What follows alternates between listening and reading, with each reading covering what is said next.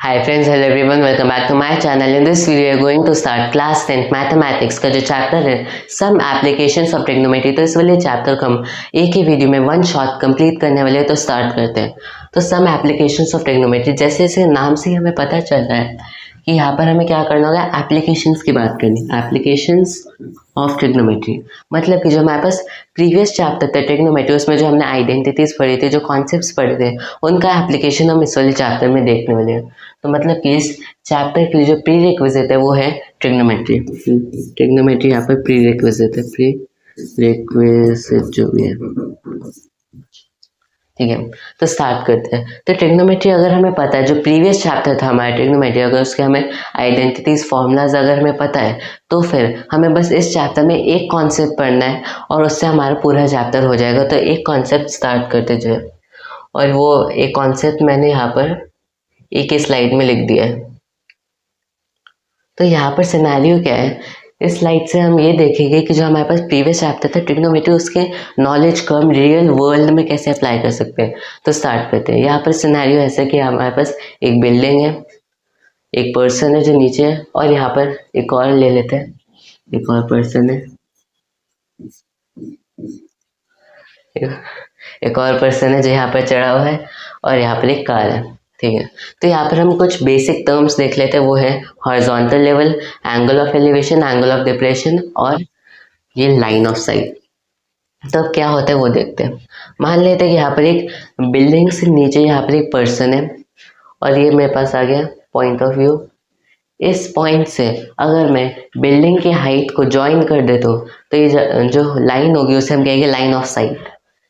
मतलब कि जिस एंगल पर ये पर्सन है, पर्सन जिस जगह देख रहा है, मतलब कि जो पर्सन है उसका पॉइंट, और यहाँ पर जो बिल्डिंग की हाइट है उसका पॉइंट, अगर हम दोनों को जोड़ दें तो जो हमारे पास आएगा वो होगा लाइन ऑफ साइट। नेक्स्ट देखते हैं एंगल ऑफ एलिवेशन क्या है। दो टाइप के एंगल होते हैं, एंगल ऑफ एलिवेशन और एंगल ऑफ डिप्रेशन।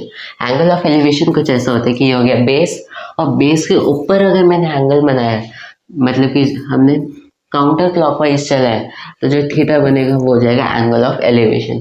इसी तरह से अगर मैं इसका उल्टा कर दूं, ये मेरे पास बेस है और मैं नीचे की तरफ चलूँ, क्लॉकवाइज चलूँ, तो जो मेरे पास एंगल बनेगा वो हो जाएगा एंगल ऑफ डिप्रेशन। तो दो टर्म्स हमने देख लिए, एंगल ऑफ एलिवेशन इस साइड पे क्योंकि हमने क्लॉकवाइज चला है, और एंगल ऑफ डिप्रेशन क्योंकि हमने एंटी क्लॉकवाइज चला है, ठीक है। तो ये एंगल ऑफ एलिवेशन और angle of depression. Line of site हमने देख लिया कि यहाँ पर पर्सन है, तो पर्सन और पर्सन का जो पॉइंट है और हाइट जो हमारे पास टॉप पॉइंट है बिल्डिंग का, अगर हम दोनों को ज्वाइन कर दे तो मेरे पास आ जाएगा लाइन ऑफ साइट।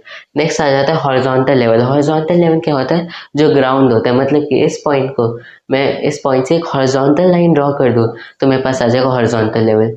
तो क्या समराइज कर दे तो लाइन ऑफ साइट क्या होता है, पर्सन का ये जो पॉइंट ऑफ व्यू है और जो बिल्डिंग के जो टॉप मोस्ट पॉइंट है, अगर दोनों को ज्वाइन कर दे वो हो जाएगा लाइन ऑफ साइट। ये हो जाएगा एंगल ऑफ एलिवेशन, जहाँ पर एंटी क्लॉकवाइज चल के हमने एंगल बनाया वो हो जाएगा एंगल ऑफ एलिवेशन, जहाँ पर हमने क्लॉकवाइज चल के एंगल बनाया हो जाएगा एंगल ऑफ डिप्रेशन। नेक्स्ट आ जाता है हॉरिजॉन्टल लेवल। हॉरिजॉन्टल लेवल में हमें क्या करना है, इस पॉइंट से अगर हम एक हॉरिजॉन्टल लाइन ड्रॉ कर दे हो जाएगा हॉरिजॉन्टल लेवल, ठीक है। अब बात करते हैं, हमने कुछ बेसिक टर्म्स देख लिए। अब हम इसमें क्या होगा कि इस वाले चैप्टर में क्या होगा, हमें कभी बिल्डिंग की हाइट फाइंड आउट करनी होगी, कभी ये वाला डिस्टेंस फाइंड आउट करना होगा, कभी ये वाला डिस्टेंस। तो इसमें हम कैसे करेंगे देखते हैं। तो एक क्वेश्चन ले लेते हैं, फाइंड हाइट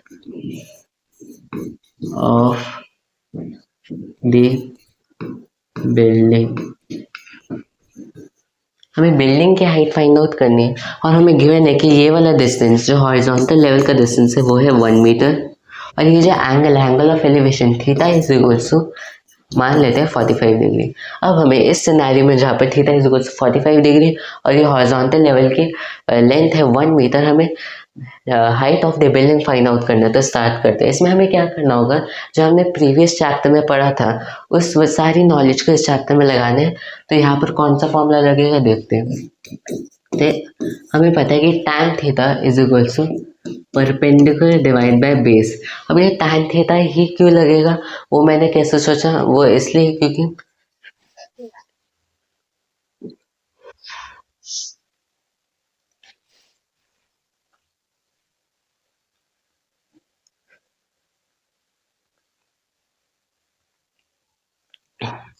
तो सिनेरियो ये है कि theta is equal to 45 degree हमें गिवन है और जो हॉरिजॉन्टल बेस है उसकी लेंथ मुझे 1 मीटर गिवन है। तो अब हमें फाइंड आउट करना है हाइट ऑफ द बिल्डिंग। कैसे करेंगे देखते हैं। तो इसमें हमें वही 6 ट्रिग्नोमेट्रिक रेशियोज यूज करने हैं जो हमारे पास है। Sine theta is equal to perpendicular upon height, perpendicular upon hypotenuse. Cos theta is equal to base upon hypotenuse. tan theta is equal to base upon perpendicular. आगे जाते जाएगा जो हमारे पास 6 ट्रिग्नोमेट्रिक रेशियो जो आपने प्रीवियस चैप्टर में पढ़े थे वही इन्हीं ट्रिग्नोमेट्रिक रेशियोज का हमें यहाँ पे यूज़ करना है। कैसे करके देखते हैं। तो यहाँ पर हमें क्या करना है, height of the building find out करनी है। तो मैं लेट कर लेता हूँ, let the height of the building भी x मीटर्स।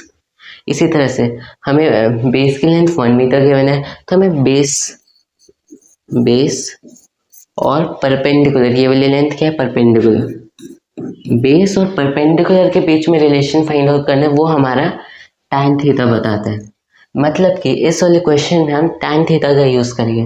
तो यूज़ कर लेते हैं tan थीटा। थीटा की वैल्यू हमें यहाँ पर गिवन है 45 डिग्री, तो थीटा की जगह 45 डिग्री लिख देंगे। नेक्स्ट क्या करना है, परपेंडिकुलर। परपेंडिकुलर की लेंथ हमने क्या मानी थी, perpendicular is equal to height of the building, और वो हमने लेट किया था x divided by base. Base की क्या लेंथ है, वो है 1 मीटर। अब यहाँ से हम जो है x की वैल्यू फाइंड आउट कर सकते हैं। हमें पता है कि tan 45 डिग्री जो हमारे ट्रिग्नोमेट्रिक टेबल थे उससे हमें पता है कि tan 45 degree is equal to 1, और यहाँ से मेरे पास आ गया x is equal to 1 metre. तो इस तरह से हम बिल्डिंग की हाइट फाइंड आउट कर सकते थे। यहाँ पर हमारे पास हाइट ऑफ द बिल्डिंग आ गया 1 मीटर। ये हमारे पास था फर्स्ट क्वेश्चन। नेक्स्ट क्वेश्चन देखते हैं। नेक्स्ट क्वेश्चन में हमें क्या करना है कि यहाँ पर एक कार है। अब इस कार में क्या है कि हमारे पास ये एंगल 30 डिग्री गिवन है, ये angle of depression 30 degree given है, यहाँ पर एक पर्सन है, ठीक है। तो यहाँ पर अगर 30 डिग्री एंगल गिवन है, ये एंगल हो गया 30 डिग्री, तो ये वाला एंगल हो जाएगा 30 डिग्री, क्योंकि अल्टरनेट इंटीरियर एंगल्स। तो हमें ये वाला एंगल पता चल गया, और इसी तरह से हमें ये हाइट पे पता है, दिस इज 1 मीटर। कैसे पता है, क्योंकि अभी हमने height of the building find out किया था। तो ये हमें हाइट पता है और ये एंगल पता है। अब हमें क्या करना है, ये वाला डिस्टेंस फाइंड आउट करना है, मतलब कि distance between the building and the car हमें फाइंड आउट करना है। मान लेते कि ये डिस्टेंस है y मीटर्स, ठीक है। तो हमने लेट कर लिया कि डिस्टेंस बिटवीन जो हमें फाइंड आउट करना है, distance between the building and the car y metres है, और ये जो एंगल है, angle of depression is 30 degree. तो अब स्टार्ट करते हैं। अब यहाँ पर हमें कौन सा ट्रिग्नोमेट्रिक रेशियो यूज़ करना है देखते हैं। यहाँ पर हमें परपेंडिकुलर और जो बेस है उसके बीच में रिलेशन फाइंड आउट करना। परपेंडिकुलर और बेस के बीच में रिलेशन tan थीटा ही देता है, तो हमें इस वाले क्वेश्चन में भी tan थीटा का यूज होगा। तो tan theta is equals to perpendicular upon base. Theta क्या है इस वाले केस में, theta is equals to 30 degree. Perpendicular की लेंथ होगी 1 मीटर, 1 मीटर लिख दिया, और बेस की लेंथ हो गई y मीटर लिख देते हैं। y मीटर क्या, distance between the building and the car. अब यहाँ से हम जो y की लेंथ फाइंड आउट कर सकते, y की वैल्यू फाइंड आउट कर सकते हो। तो tan 30 डिग्री क्या होता है, tan 30 डिग्री होता है 1/√3, और ये हो गया 1/x 1/y, ठीक है। यहाँ पे कनेक्ट कर देते हैं 1/y। तो अब बोथ साइड रेसिप्रोकल लेंगे तो मेरे पास आएगा y की value is equal to √3 metres. मतलब जो y है उसकी वैल्यू √3 मीटर्स है। मतलब कि distance between the building and the car जो हमें फाइंड आउट करना था वो है √3 मीटर्स। तो इस तरह से मैंने आपको दोनों बता दिया कि यहाँ पर जो टर्म्स थी, line of site, angle of elevation, angle of depression, और जो हॉरिजॉन्टल लेवल है, ये सारी टर्म्स मैंने आपको बता दी।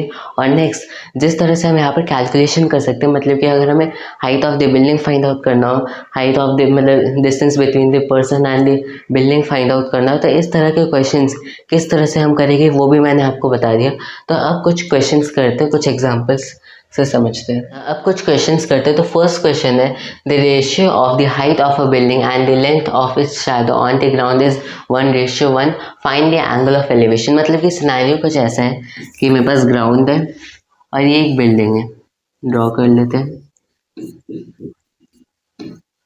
ठीक है, ये एक बिल्डिंग और ये ग्राउंड है, और यहाँ पर सन है, और सन से रेज आ रही है, एक रे आई और यहाँ पर आ गई। नेक्स्ट हमें क्या गिवन है, the ratio of the height of the building. मान लेते कि ये हाइट ऑफ द बिल्डिंग क्या पी ले लेते परपेंडिकुलर, और the length of its shadow, ये जितनी हुई ना लेंथ, ये वाली लेंथ हो जाएगी शैडो, और शैडो को मैं लेट कर लेता हूँ बी, बेस है इसलिए। नेक्स्ट आ जाएगा the ratio of the length of the building and shadow is 1:1, मतलब P by B is equal to 1:1।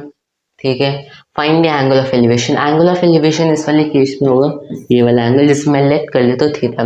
तो मतलब कि इस पूरे क्वेश्चन में बस मुझे थीटा फाइंड आउट करना है। तो स्टार्ट करते हैं। थीटा कैसे फाइंड आउट करेंगे, वही 6 ट्रिग्नोमेट्रिक रेशियोज की हम हेल्प लेंगे। तो यहाँ पर हमें क्या करना होगा, हमें रिलेशन फाइंड आउट करना है परपेंडिकुलर और बेस के बीच में, मतलब कि परपेंडिकुलर और बेस के बीच में रिलेशन tan थीटा बताता है। तो यहाँ पर हम tan थीटा का यूज़ करेंगे, tan theta is equal to perpendicular upon base.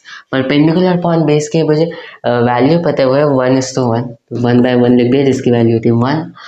tan theta is equal to 1 किस थीटा के लिए होता है, वो होता है theta is equal to 45 degree. मतलब कि जो हमारे पास एंगल ऑफ एलिवेशन जो हमें क्वेश्चन में फाइंड आउट करना था वो है 45 डिग्री। ठीक है, नेक्स्ट क्वेश्चन देखते हैं। नेक्स्ट क्वेश्चन में from the top of a 20 metre pole the angle of elevation, मतलब कि हमारे पास एक 20 मीटर लेंथ का पोल है, मैंने लेट कर लिया, दिस इज 20 मीटर पोल। ठीक है, नेक्स्ट क्या है, यहाँ पर the angle of elevation of a tower is equal to angle of depression, मतलब कि यहाँ पर हमारे पास एक टावर भी जिसकी मैं हाइट एज्यूम कर लेता हूँ h, और दोनों के बीच का डिस्टेंस मैं लेट कर लेता हूँ x।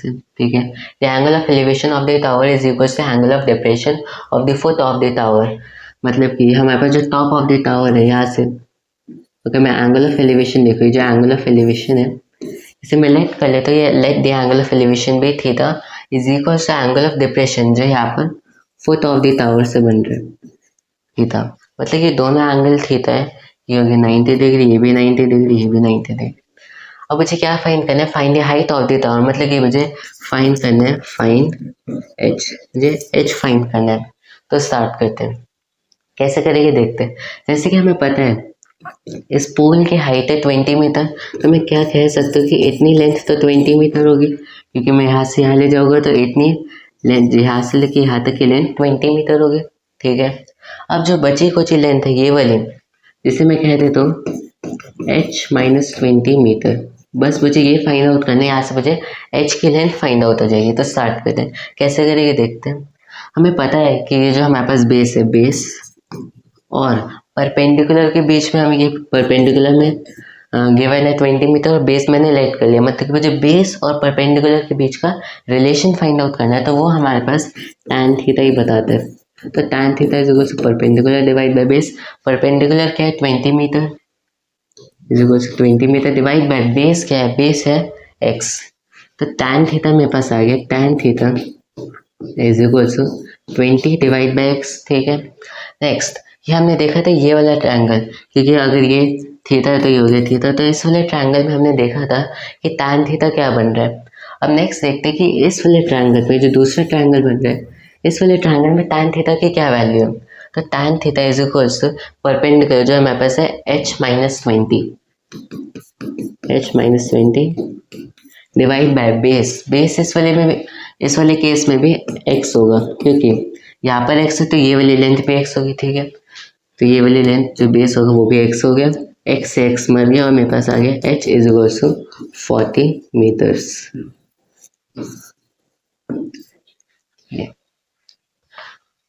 नेक्स्ट देखते हैं।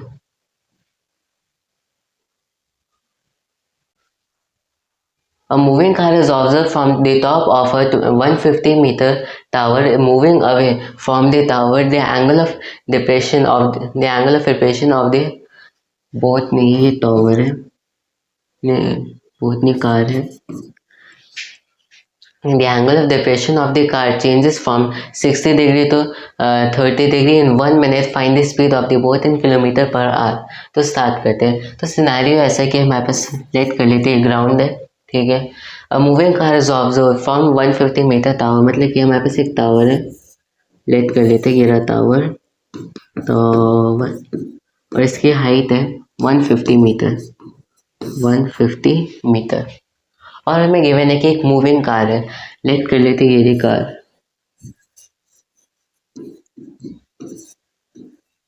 इस साइड जा रही है, moving away from the tower. The angle of depression, the angle of depression of the car changes from 30 degree to 60 degree. मतलब कि यहाँ से मैंने एक हॉरिजॉन्टल ड्रॉ कर लिया और अभी कार प्रेजेंटली यहाँ पर है, ये 60 डिग्री का एंगल बन रहा है और बाद में जाकर कार यहाँ पर आ गई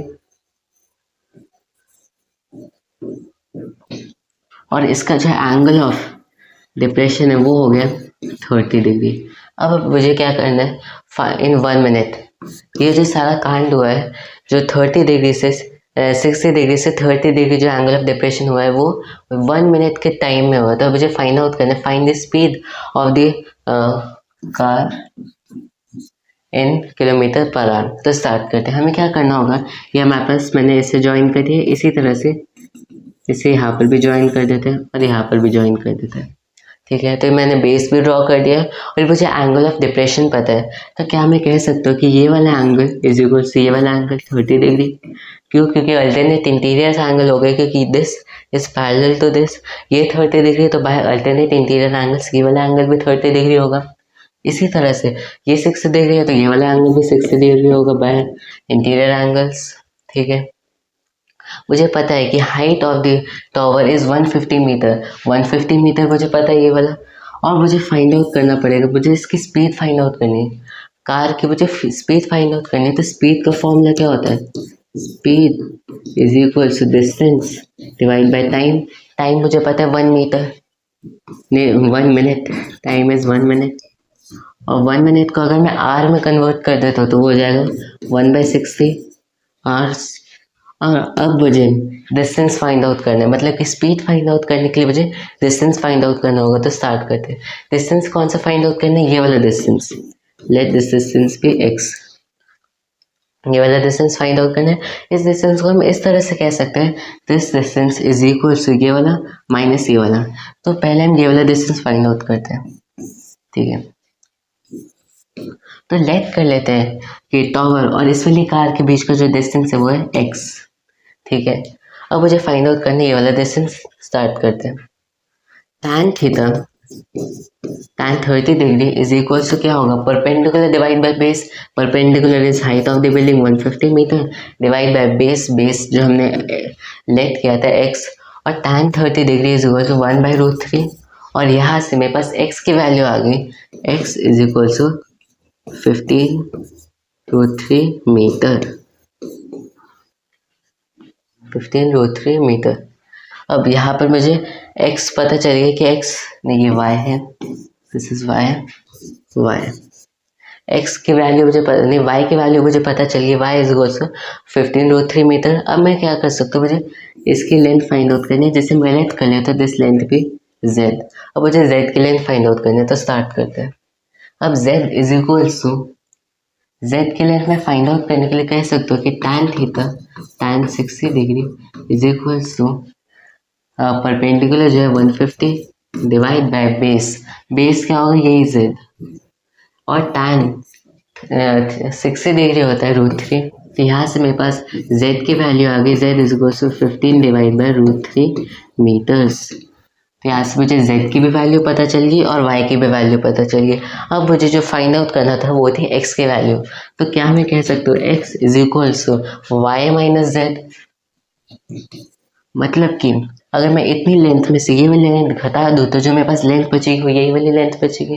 तो ठीक है, यहाँ से मुझे y की वैल्यू पता चल गई, z की वैल्यू पता चल गई, तो यहाँ से मैं x की वैल्यू फाइंड आउट कर सकता हूँ। ठीक है, दोनों को माइनस कर देते हैं, मेरे पास जो बचा वो होगा 150 कॉमन ले लिया, √3 मीटर। सिंप्लीफाई करने के बाद मेरे पास आ जाएगा 300 डिवाइड बाय √3।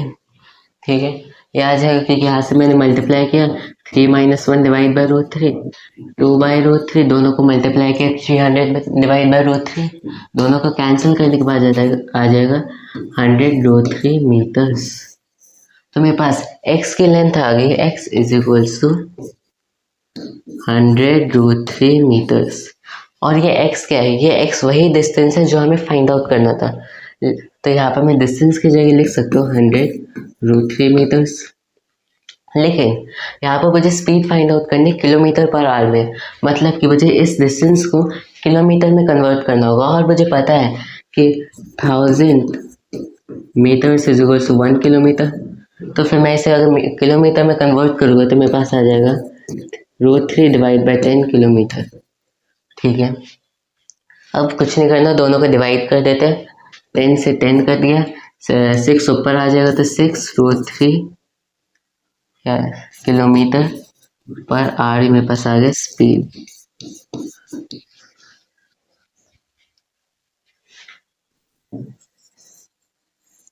आंसर। तो इस वाले क्वेश्चन में हमने क्या किया, हमें क्या करना था, moving car is observe from तो मतलब क्वेश्चन में हमें यही गिवन है कि हमारे पास ये बेस है, ये टॉवर है जिसकी लेंथ जो 150 मीटर है, और यहाँ पर एक कार है जो फर्स्ट सेकेंड 0t=0 पर presently angle of depression 60 degree बना रही है, और 1 मिनट के बाद यहाँ पर आ जाती है जिससे एंगल ऑफ डिप्रेशन टॉवर के साथ 30 डिग्री हो जाता है। तो हमें फाइंड आउट करना था speed of the car in kilometre per our. तो कैसे करेंगे देखते हैं। मुझे टाइम पता है 1 मीटर, तो जो मुझे टाइम पता है 1 मीटर, उससे क्या कर सकता हूँ, जैसे हमें पता है speed is equal to distance upon time. Time मुझे पता है 1 मीटर, जिसे मैंने कन्वर्ट कर दिया आवर्स में, तो वो आ गया 1/60 आवर्स। ठीक है, अब मुझे क्या फाइंड आउट करना है, डिस्टेंस क्या होगा, डिस्टेंस मुझे फाइंड आउट करना होगा किलोमीटर पर आवर, किलोमीटर में, लेकिन किलोमीटर में बाद में कन्वर्ट करूँगा, पहले मीटर में फाइंड आउट कर लेते हैं। तो अब डिस्टेंस क्या है, डिस्टेंस है ये वाली लेंथ। अब इस लेंथ को मैं ऐसे कह सकता हूँ, this length is equal to this length minus ये, मतलब कि जो मैंने इस वाली लेंथ को मान लेते हैं x is equal to y minus z, ऐसे कह सकते हैं x is equal to y minus z. Y की लेंथ मैंने ट्रिग्नोमेट्री लगा के यहाँ पर tan 30 degree is equal to 150 divide by x, यहाँ से मेरे पास y की लेंथ आ गई 150 डिवाइड बाई y की लेंथ आ गई 150√3 मीटर। ठीक है, और इसी तरह से मैंने z की भी वैल्यू फाइंड आउट कर ली। दोनों को माइनस करने से मेरे पास x की वैल्यू आ गई 100√3 मीटर, और डिस्टेंस की जगह अगर मैं इसे पुट कर दूँ किलोमीटर में कन्वर्ट करके, तो मेरे पास स्पीड आ गई, speed is equal to 623 kilometre per hour. ठीक है, तो ये पूरा चैप्टर था। इस पूरे चैप्टर में सिर्फ एक कॉन्सेप्ट था, वो था जो हमारे पास बेसिक टर्म्स थे, angle of elevation, angle of depression, line of site, जो भी सारे टर्म्स थे सिर्फ वही कॉन्सेप्ट था। बाकी सारा प्रीवियस चैप्टर का था ट्रिग्नोमेट्री वाला का। तो ये पूरा चैप्टर था। बाय।